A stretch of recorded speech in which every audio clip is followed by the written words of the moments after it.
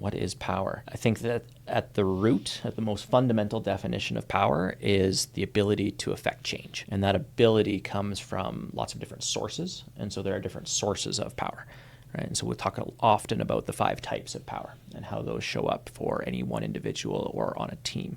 We have our personal power, which we're born with and grows through time. It's portable. We have our role power, the power associated with being in a relationship and in a certain role with that person. Talk about status power, which is the memberships that we hold in different clubs in society. And then we talk about collective power and systemic power.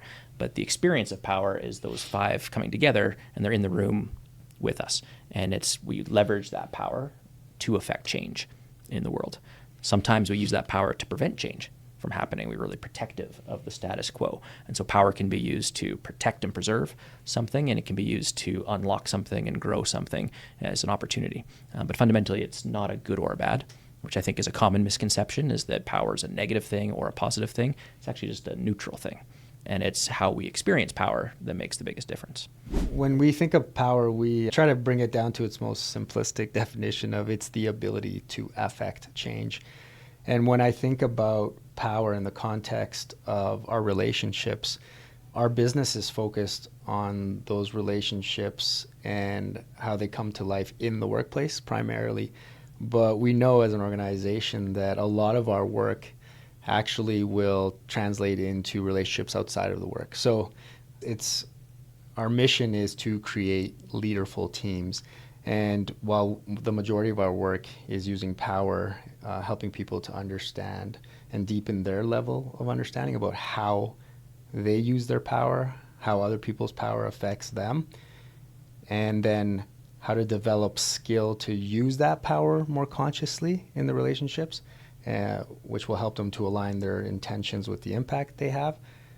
That work, I think for me anyways, personally, when I see them go home and apply that power with, for example, their kids, their spouse, their partners, their parents, and the stories that they bring back about how it's deepened connection and trust in their relationships, for me, that's what power is.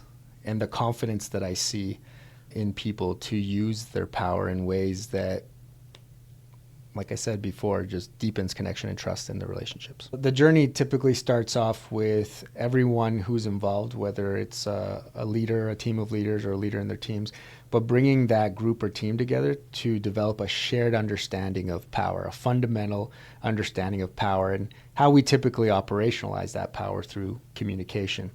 So we generally start with that foundational shared learning and understanding, and making sure that we're using the same words.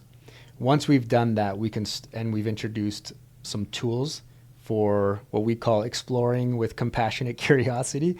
We start to then help them to understand other people's experiences, feedback, perspectives, so that they have a deeper understanding and connection to one another.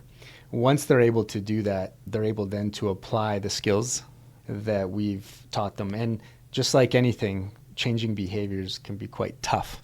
And so a lot of our work is about being there to help them gain traction and progress on the change that they've all agreed to or committed to. So a lot of our work is about supporting them in finding the right tools and frameworks that will get them to that place or that relationship that they want to have with each other.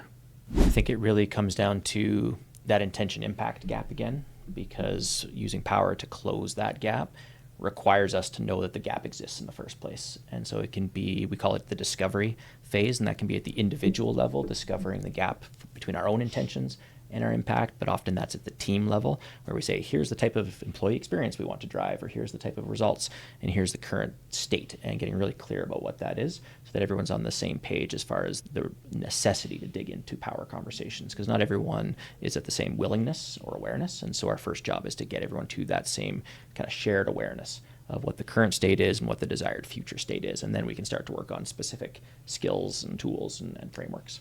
Why power? That's a great question. And it takes me back 15 years probably to a point in time when I was working in an addictions treatment program, addictions and mental health with young people. And we went to a training about the right use of power. Actually, we accidentally brought in a trainer to do a team building session at a staff meeting. And it was the very first time when she started to talk about power dynamics that I saw my entire team. I looked around and everyone was leaning in. Everyone was like, oh, what is that? And usually it's a team that's pretty disengaged. And so it was noticeable that everyone's leaning into this conversation.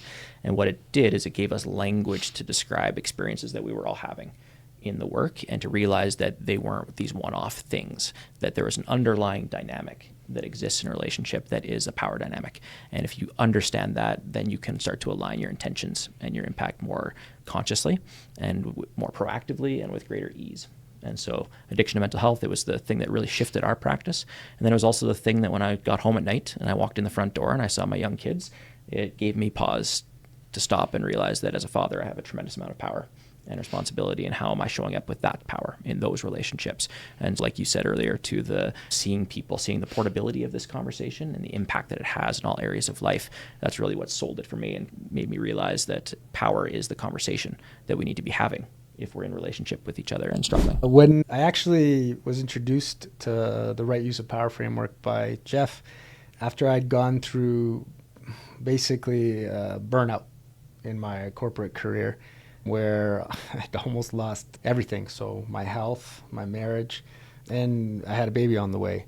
And it took me to hit that rock bottom, which one of them, I'll probably have more, to realize there was something that was missing that I wasn't doing myself. I always looked at me internally to say, I don't understand it.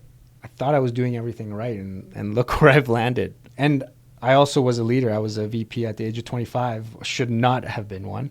And I had all these people that I was responsible for. And I was struggling to manage up. So to my executives, I didn't have the right language. They weren't listening. And I also didn't truly understand my values and how to activate them, how to live them authentically. And so it was at that moment when it all came together, was this framework allowed me to really reflect deeply about my values and the behaviors that I want to demonstrate as a leader to create the change in the world that I believe can be done. It gave me language.